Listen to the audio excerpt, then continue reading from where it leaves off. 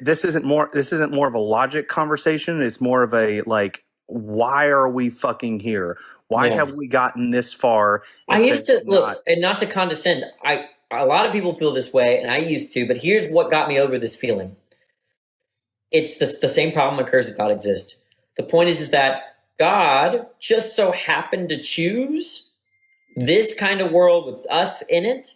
To me, the coincidence isn't just on an atheistic view. The coincidence is also an atheistic view, right? Why in the world, if God is self-sufficient and doesn't need us, what is the probability that he would create this kind of universe with this kind of life, with this type of conditions to where we're having this conversation? He could have created literally any world he wanted, any kind of life form he wanted, right? In fact, the possibilities are way more expansive. Okay.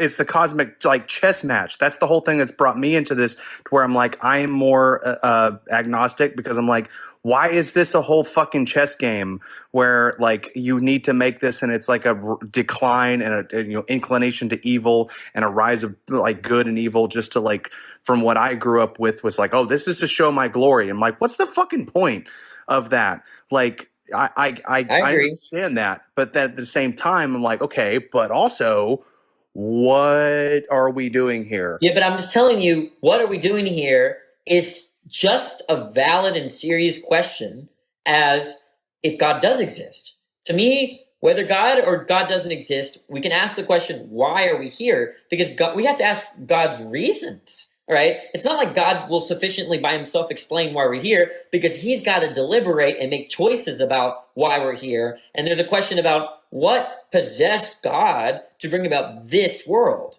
So why are we here is not answered, even if God does choose to create us, because there's a question about what on earth could his reasons be for creating this kind of world.